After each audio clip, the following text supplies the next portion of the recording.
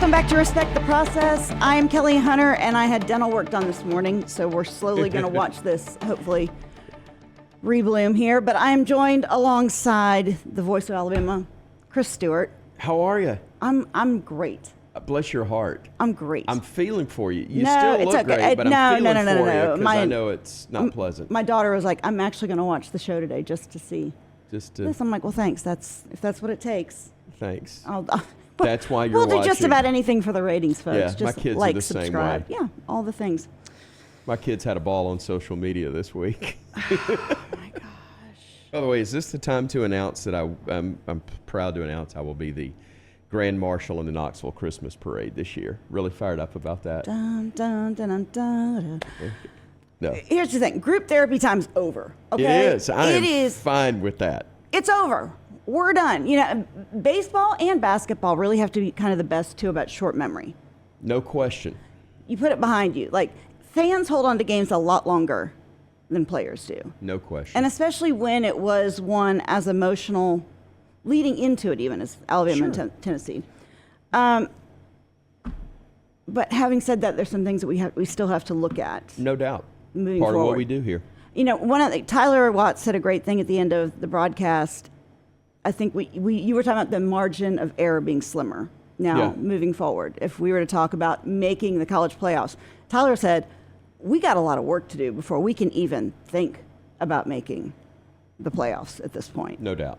That conversation is for the fans. Yeah. Because you're looking at what's out there, and that's fine. It's what it should be. One of the things that I point to is while you're playing another ranked team and you could very easily lose, you've got an opportunity to do something very, very rare and put yourself in a position, people can scoff, that's fine, but where you're mathematically in the mix to play for a national championship in the month of November for, I believe, what would be 17 consecutive years, because Nick Saban was 17 seasons. Yeah. His first year, we were out of the mix by Right. the time we got to November. Kind of a wash.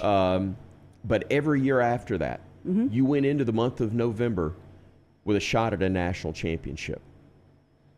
How many programs can make that statement? None. And that's part of what I think is so hard right now. Right. Because I even told my children, I said, did you know there are people that go watch games and their team isn't even ranked? Yeah. And that's and haven't been Right. in years. And probably won't be. That is a hard thing. It's hard to even acknowledge or understand. Here's how things can change. And this will sound like I'm taking another shot at Tennessee after their fan base has fired back a good bit this week, whatever. The reality is that is thought of, and rightfully so, as a tradition-rich program. They have won so little over the last 20 years, especially against Alabama. They stormed the field for the second time in 3 years. Normally, you do that if you've won a title or beaten somebody for the first time in forever. Vanderbilt. I don't think any of us were like, that was uncalled for on Vanderbilt's side. And even understood Tennessee the previous year. It's the first time in 17 years. Thank goodness Alabama fans don't storm the field. Okay? That's just part of that is We've been there before. They take as much pride in not storming the field as others do in claiming a victory big enough to merit that. It's the Bear Bryant, act like you've been there before. Exactly. But others do it, that's fine. The only reason I bring up the Tennessee thing is how tough it is to sustain success. And Alabama's sitting here in a spot where they may lose Saturday to Missouri. Could lose to a good Missouri team who's playing better, has their mojo back, and we'll get into that a little bit later. But my point is, if you do win, you're in a position where it's 17 straight years where you're still in the conversation in November, and there are so many teams that are out of the talk by September. Yeah. Most years. So, again, perspective's a big thing. That doesn't change the fact we lost to a team we don't want to lose to, a program we don't want to lose to, and that we're sitting here with 2 losses, backs firmly against the wall, and if you want to get to Atlanta, you're going to have to get a ton of help. If you want to get to a playoff, you got to help yourself. But you can't. We as fans and what we do in our jobs, our roles and platforms like this, absolutely we can talk about it. But I guarantee you, they're not talking playoffs in the Mal Moore building this week. No. They're sitting there trying to figure out how to get better one game at a time, one play at a time, so that those things can hopefully stack up to where they can get in the mix once again. I think I've got 3 things that I want us to talk about today. Okay.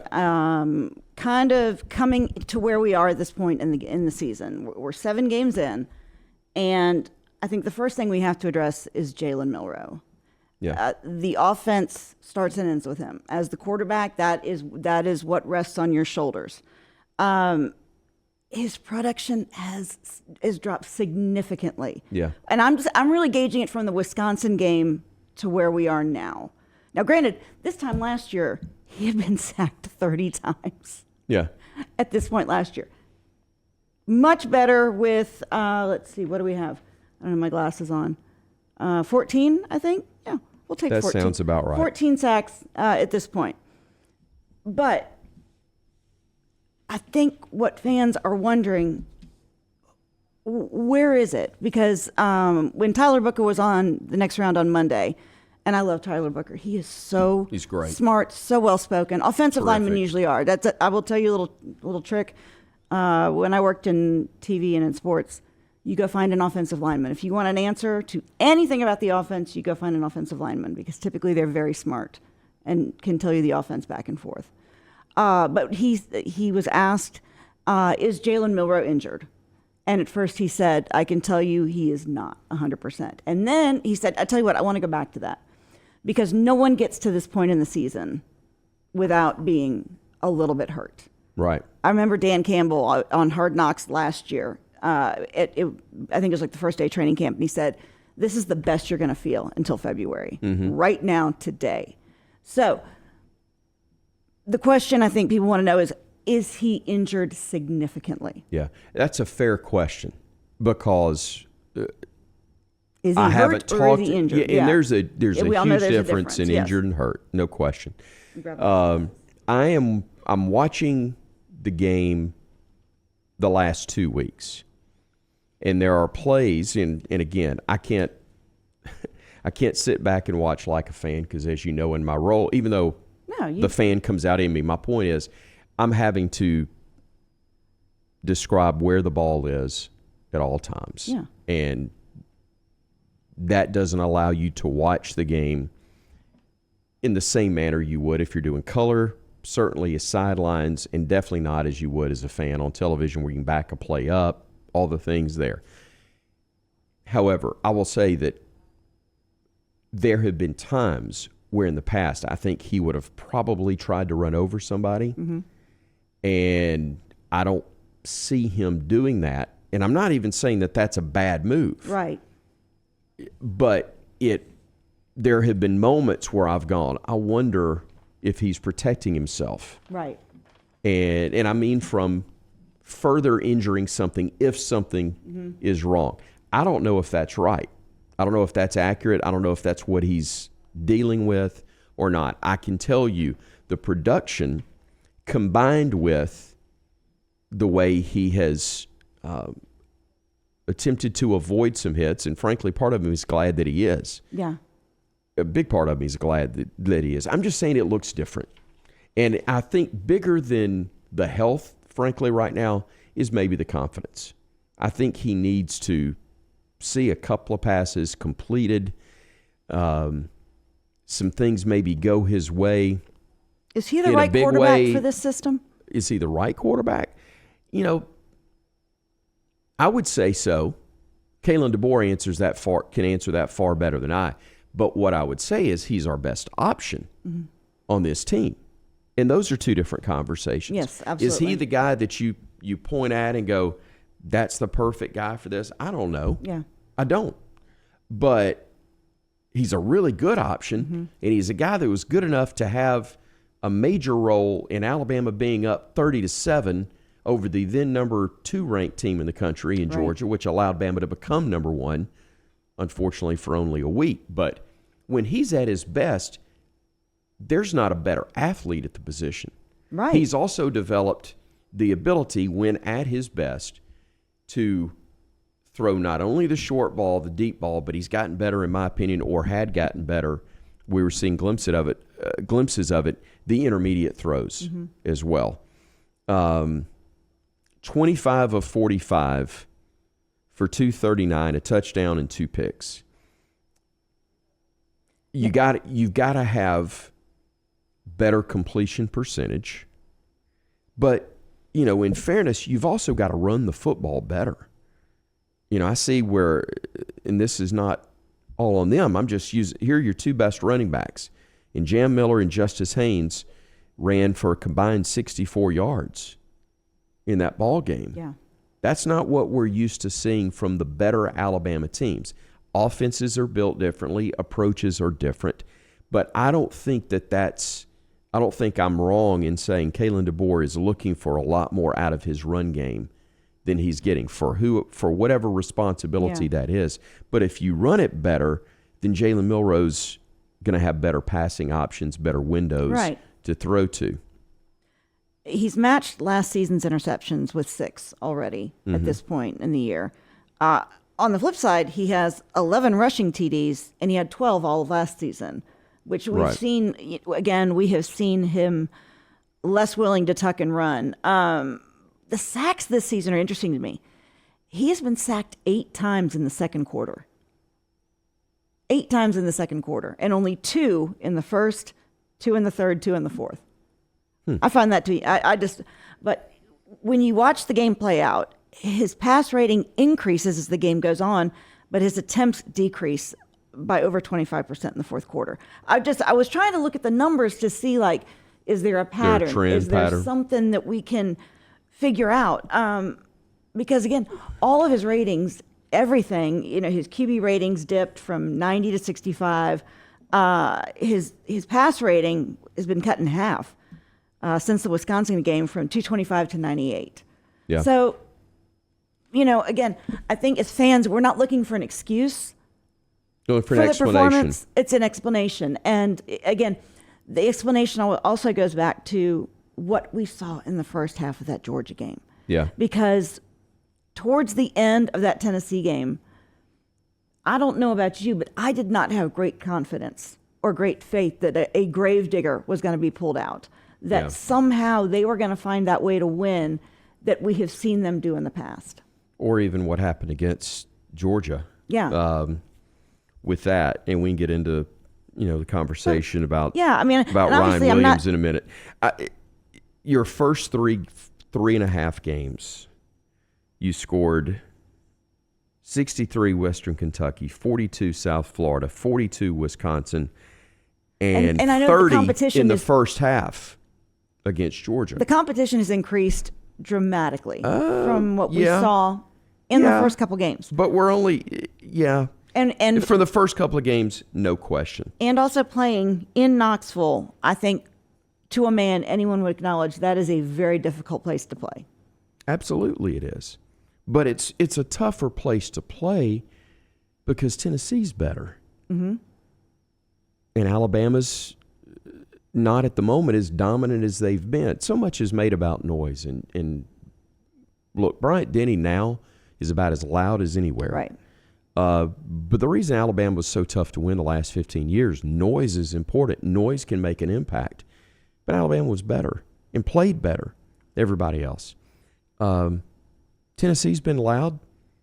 People have been winning in Knoxville up until the last couple of years. And Florida had them on the ropes 2 weeks ago. Yeah. Bama should have finished the job in the first half to get the job done on Saturday and didn't get it done.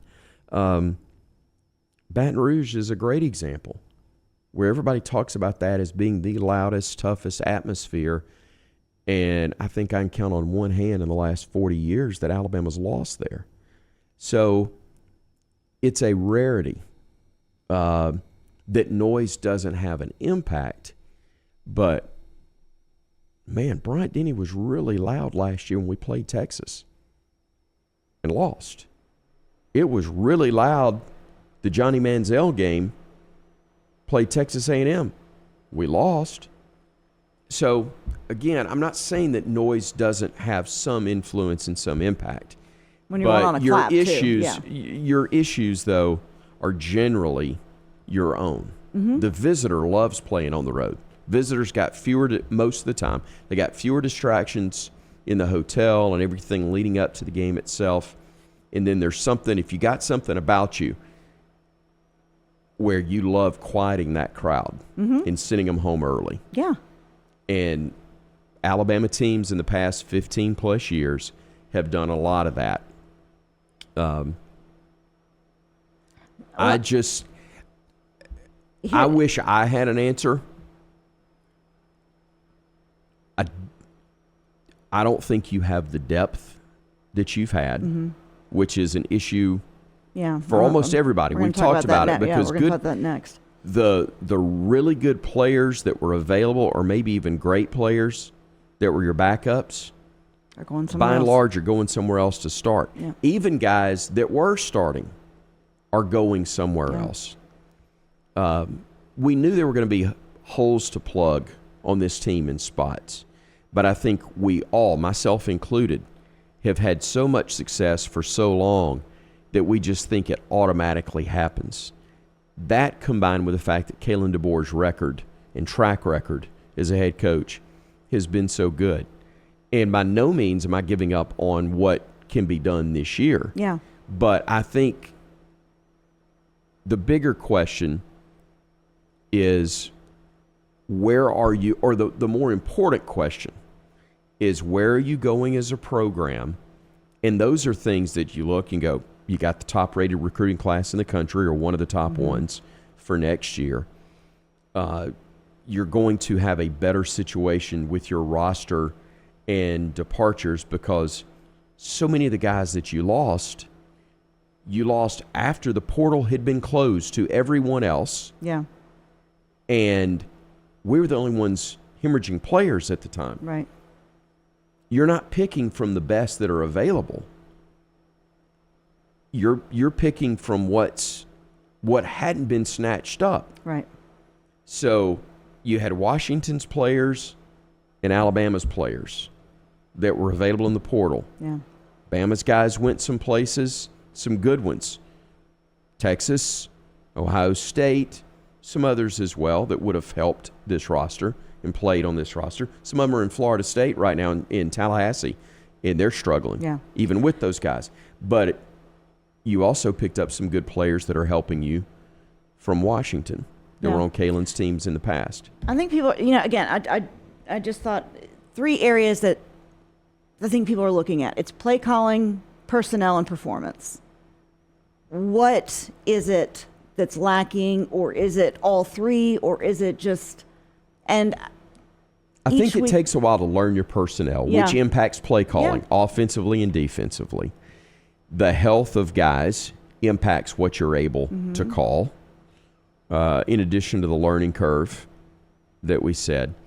In the past, when changes have been made, Nick Saban made it clear, I'm bringing in a new coordinator or whatever, but they're going to call what we call as we've called it in the past. Right. The look may be different, but we're going to have the new assistant change his terminology. We're not going to ask everybody else in the building to change. Well, for everybody in the building, it's new. Even some of the coaching staff, which is new to working with or working under Kalen DeBoer.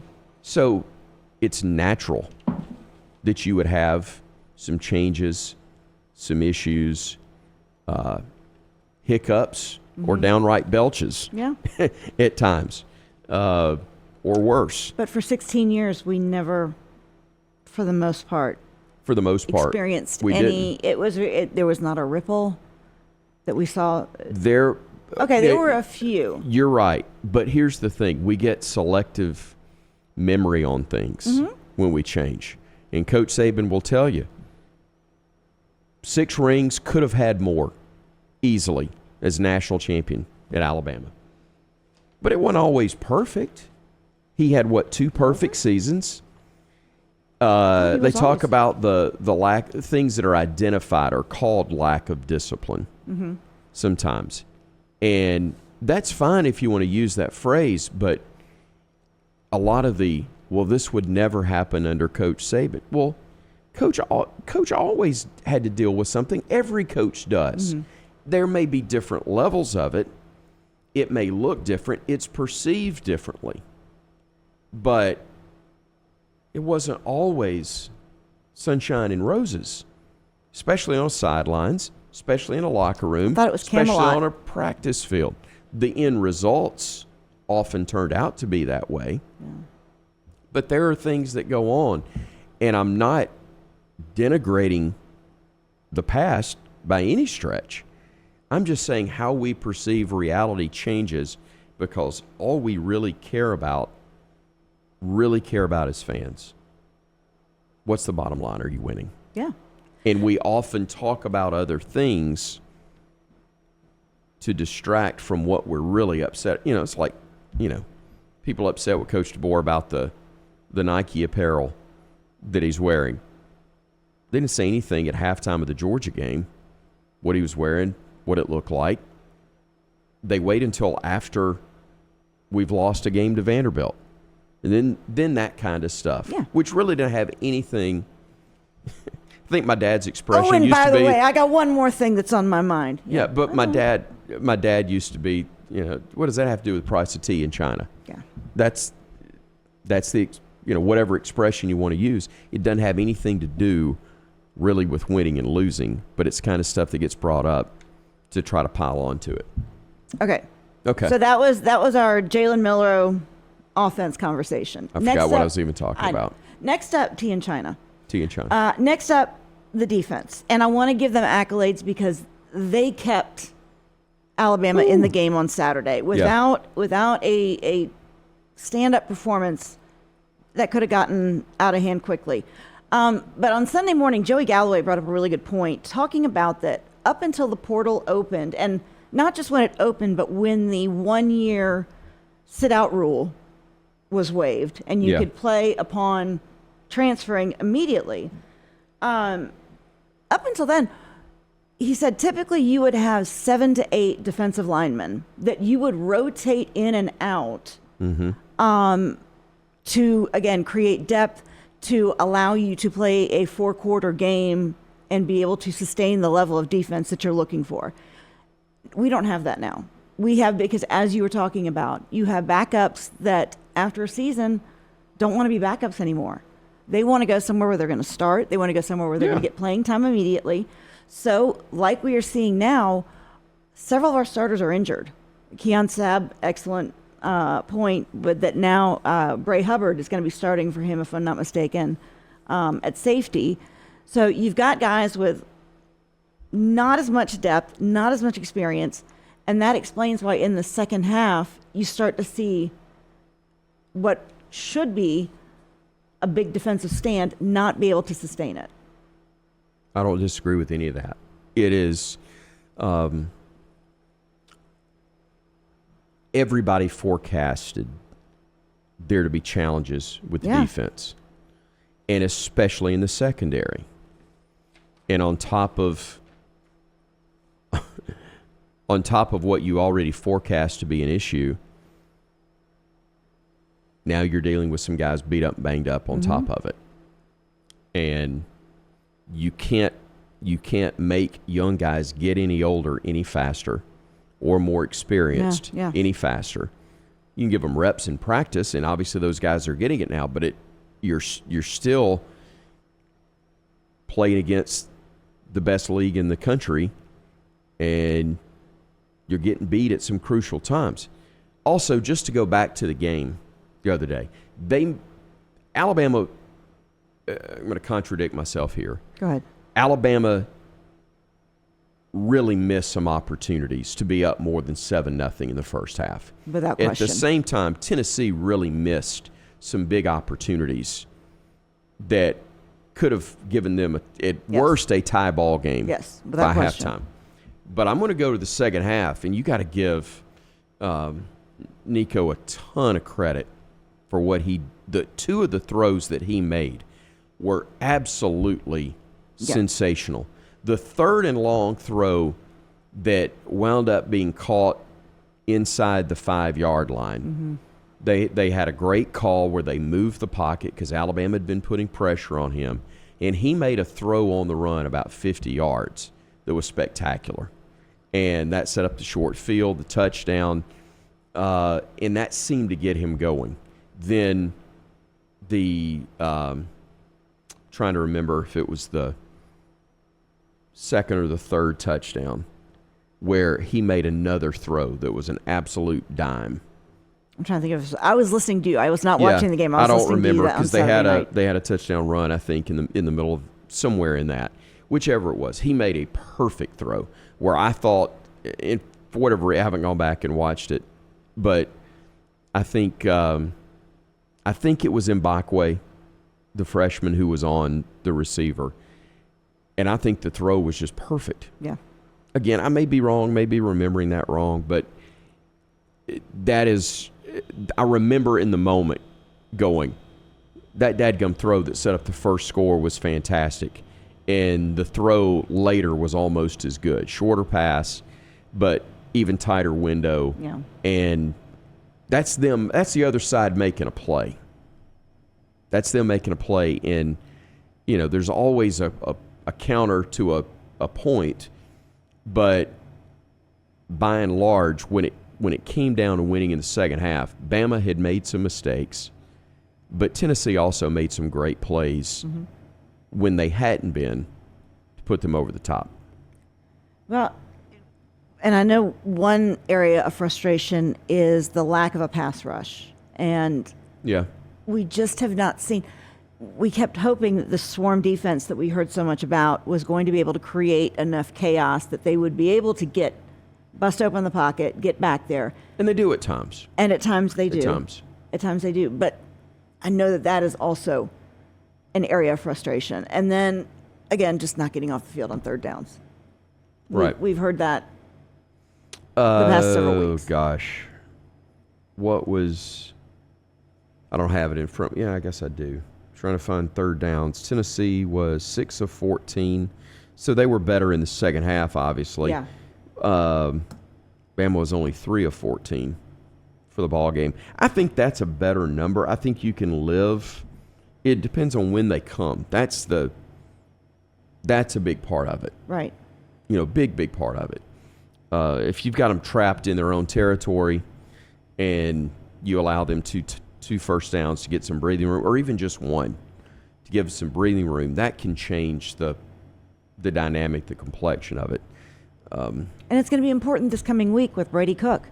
Of being able to get back there and disrupt him, particularly knowing that he is coming off an ankle injury, which I don't know what hospital that is in Columbia, Missouri, but evidently they got like some little magic in a bottle or something, or they gave him something, because he came back and played a hell of a game.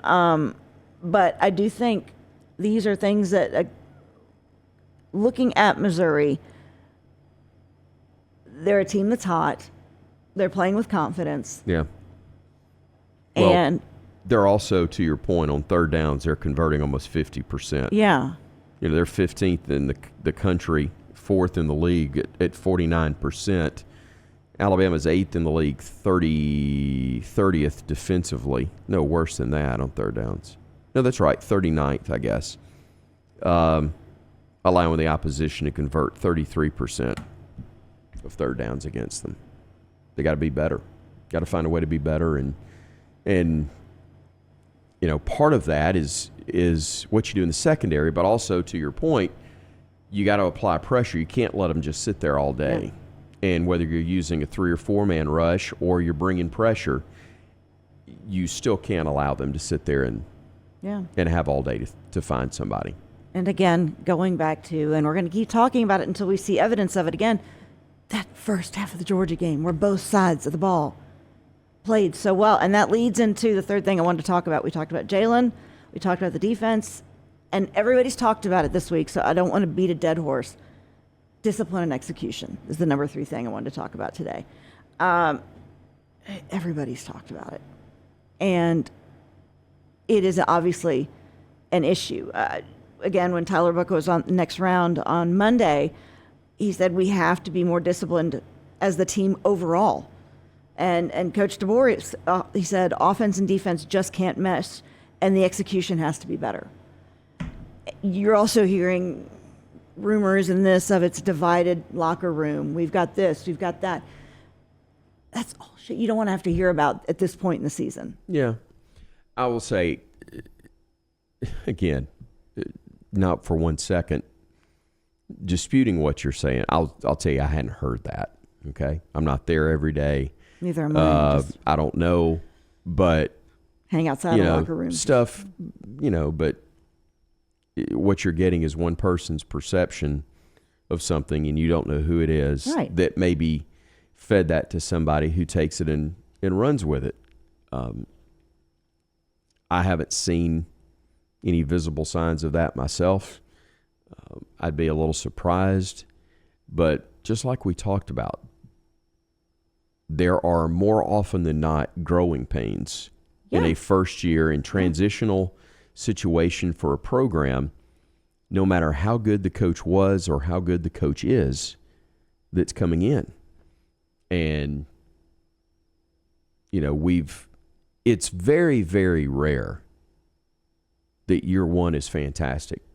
I mean, I'd have to go back and look. Well, it's either that or Miami comes to mind with Larry Coker.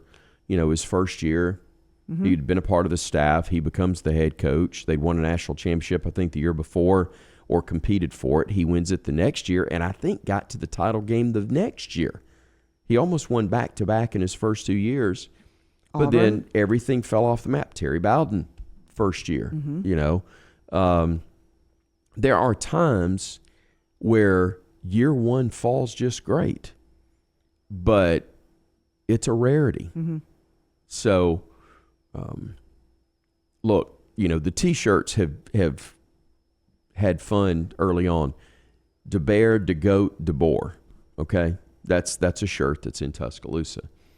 Well, DeBear struggled his first year back in Tuscaloosa, inheriting a tough situation. Obviously, DeGoat struggled in his first year, inheriting a less than ideal situation. DeBoer inherited a really good job, but I will even start to say Lamborghini, I'll go Mercedes just for the guy. He inherited a Mercedes. But if there's not a full tank of gas, it's hard to get all the way where you're wanting to go. And there was a couple of tires with tread on them and didn't have a full tank of gas. So it doesn't mean you can't drive it. Doesn't mean you can't get it into victory lane. But you'll have to make a couple of pit stops that you may not have anticipated.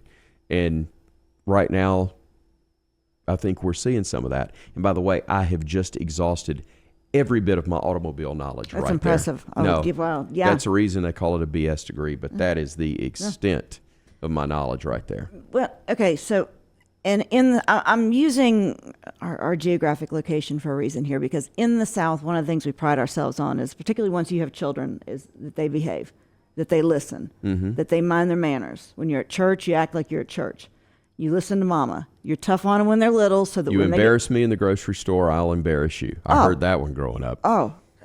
Wait till we get to the car. You never wanted to leave church and walk. You go, oh my gosh.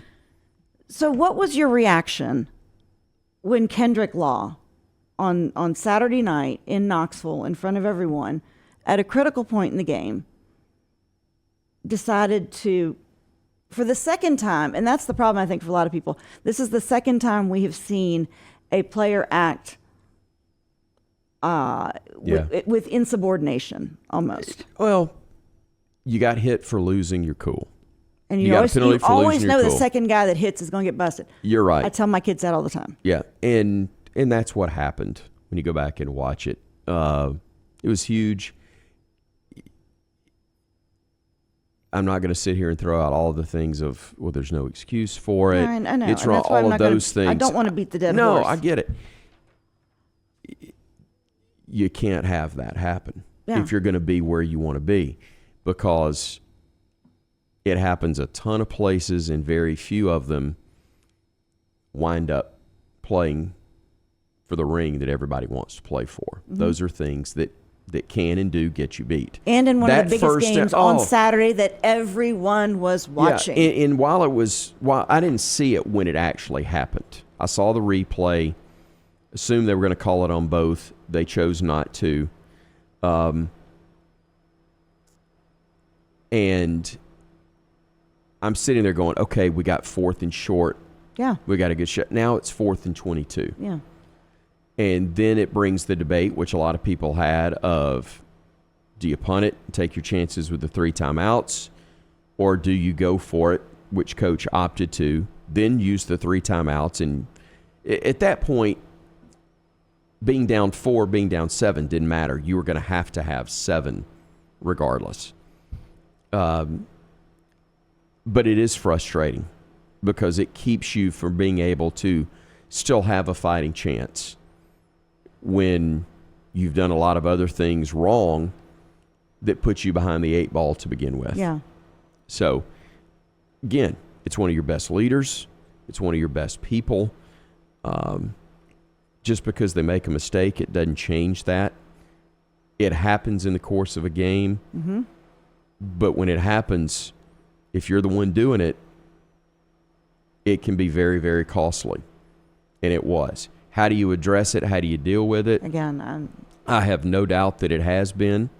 And just because we don't hear of what's being handed down, doesn't mean that it ain't being handed down.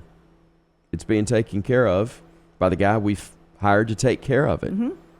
And just because it doesn't come to you via message board or somewhere on social media doesn't mean it hadn't been handled. Yeah.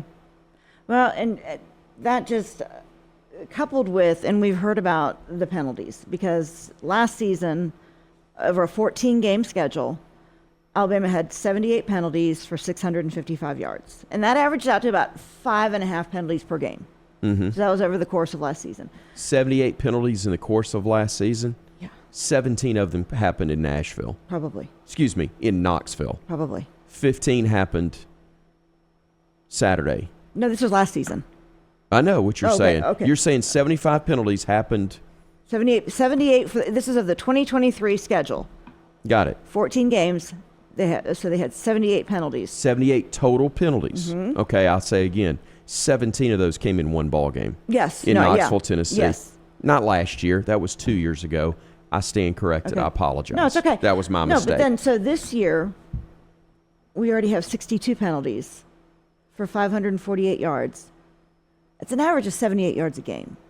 And that averages out to about 9 penalties a game. Yeah. And Too many.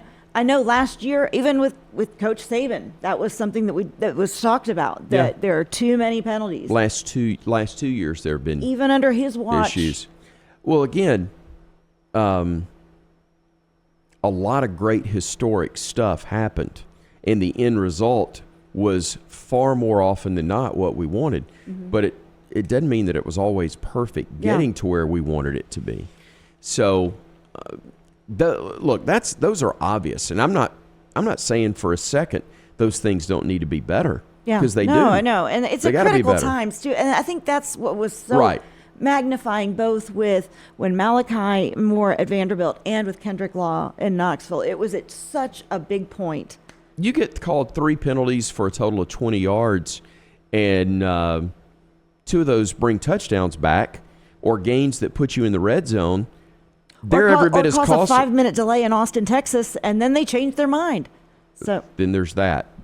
Whew. That's a whole other. That's that would. Oh man! I was sitting there thinking the exact same thing that Kirby and lots of other people were thinking. Is boy, is this the new? They got it. Did they get it right? Yeah, but getting it how they got it right was so wrong. Crazy. Anyway. Crazy. Okay, so Saturday, begins, as Tyler Booker said, this is the every game is a 1-game season now. Mm-hmm. And Saturday, the 6-1 Missouri Tigers come in. The remarkably healed Brady Cook will be leading the way. 2:30 kickoff, ABC. And, I think patience in the affliction, that you need to accept that this is a process and not a Respect the quick process. fix. And not a quick fix. It is perfectly natural, normal, and even okay to be ticked off that you got 2 losses, ticked off that you lost to a rival like Tennessee, and the way in which you lost the 2 games where you could be sitting here very easily undefeated, despite the blemishes and how you may have looked. You're basically a couple of plays away from being undefeated right now, but you're not, and you're 1 loss now from being out of the mix completely for a championship. So you got to work to clean up your mistakes. But as a fan, that's where I was going with this. It is perfectly all right to be mad as heck and ticked off. But come Saturday at 2:30, if you got a ticket, you need to be in the seat. You need to be making as much noise as you possibly can and get behind these kids. Yeah. And do everything you can to help them. And don't make what's already a tough situation tougher, because they're dealing with the 2 losses. They're the ones that got it hung on them. They got the other fan bases. They don't need their own fan base on them and dealing with the negativity that comes with it. I get it. I'm not saying you ought to be happy, but they need you at this point. Yeah. They don't necessarily need you when it's going well. They need you right now. They need you at their place on homecoming against a Missouri team that, while they're good, doesn't bring the same automatic adrenaline that Tennessee brings and some others can bring. So they need you to help bring energy in the stadium and help them get over the hump. Yeah, this was a juiced-up team that this past Saturday had to stage a comeback to beat Auburn. Yeah. And Brady Cook coming back in the game definitely was a part of that. One final question. Where is Cedric? I don't see him on the sidelines anymore, and that concerns me. And so Cedric is, my understanding, still very much a part of the athletic program, football program. And more often than not, where you see Coach Saban, there shall you see Cedric. Okay. Well, because I was looking at some stuff. I mean, I'm sure a lot of people were looking at different clips of Alabama football, Saban. Are you telling me the problem is we don't have Cedric giving Coach DeBoer the water? Listen, I mean, we got to look at it from all angles. But I just saw it was a clip wish it were that simple. of Coach Saban getting out of his car last year, and there's Cedric getting the briefcase out of the back seat and following him into the building. Well, if you saw Cedric at the Monday Morning Quarterback Club, I know, you would have seen. If you saw Coach at the Monday Morning Quarterback Club, you would have seen Cedric. Do you think Coach Saban was like, really? I've got to come to the Birmingham Monday Morning Quarterback Club. He selected it. I know, but the Monday after, not knowing what Saturday was going to be like, he had to come. And it wasn't a firing squad, but he had to come and face. It was probably the best thing for Alabama football. It was that could happen. He brought a little. He's an analyst. But our buddy Jeff Spiegel asked the question, and it was a good one. And then Saban, the best. Saban was prompted by saying, "I'm a fan now, so I'm going to look at this as a fan, not as an analyst, not as your former coach. I'm looking at it as a fan." And I appreciated that. Sure. But also the most educated fan that you could find anywhere. I love listening to him trying to ask someone a question on College Game Day. Yeah. When he knows the answer. Better than they do. But he has to ask a question just to do it. I'm going to ask you a question that I know the answer to better than you. But He's like an attorney. It's my turn. So. It's my turn. Okay, quickly before we go, we also have Alabama basketball coming back. We do. I watched them while I was having dinner. Exhibition game. In Knoxville. I sat there with my phone like this, and I saw Ryan Brown and Jim Dunaway and Brian Passink do a fantastic job on the broadcast. It really was great. Sat there at dinner and had an AirPod in and was listening to it while I was enjoying dinner. And I think they're going to be doing that again, but it's going to be next Monday in Huntsville at the VBC, playing Memphis in an exhibition. And then it's the following. We go for real on Friday. Monday. Well, I think it's Monday the 4th. Yeah, that's right. We've it got is Monday. UNC Asheville coming into Tuscaloosa. That is the opener. And then that Friday, you've got the Arkansas State Red Wolves. That's right. The fighting Brian Hodgson's coming in. Assistant. He'll bring a team in and pick up a check and have a good team that almost got in the tournament last year. But looking at, and then McNeese State, and then Friday, November 15th. By the way, Will Wade in McNeese State. Okay. Will Wade in McNeese State. Well, and number 2 LSU Alabama coach. travels to Purdue. Yes. On Friday the 15th for another big matchup, and then we really start getting it. Are you going out to Las Vegas over Thanksgiving? I'm not. Okay. I'm not. There's a chance still being discussed. I could be at the Tuesday game against Houston, but we have a radio show with Coach DeBoer on Wednesday before the Iron Bowl, and then the final game. That's right. Is actually on Saturday. I saw that they play Notre Dame on Saturday. Yeah. They've got Rutgers and Notre Dame and one other that it'll hit me as I'm driving in my car in a minute. But they got a bunch of good ones. So looking forward to that. Prior to this past weekend, Alabama and Ohio and Iowa State were the only 2 teams that had a basketball and football team ranked in the top 10. Yep. So we need football to get you're straight up and fly right. You say that. Straighten up and fly all right. I'm going to say is, as I normally do, Roll Tide. Why'd you do it right there? I still have to. Because. Well, I know, because if you're looking for more of Chris Stewart, you can always find him at chrisstewart.online. Aren't we all? I mean, who isn't always looking for more Chris Stewart in our lives? I can give you a long list. Big thanks to Scott Forrester for back there and always reserving judgment, and for Tim Melton for listening to me pitch a 2-hour show that needs to be 30 minutes. And, of course, our boss, Reed Taylor, who keeps letting us back in. Cover Crimson, Disrupt Media, and every single day, Next Round Live is here to get you everything you need and much, much more. I'm Kelly Hunter, Chris Stewart, voice of the Alabama Crimson Tide. Before we go, give them what they came for. Roll Tide. Have a great week. We'll see you next time.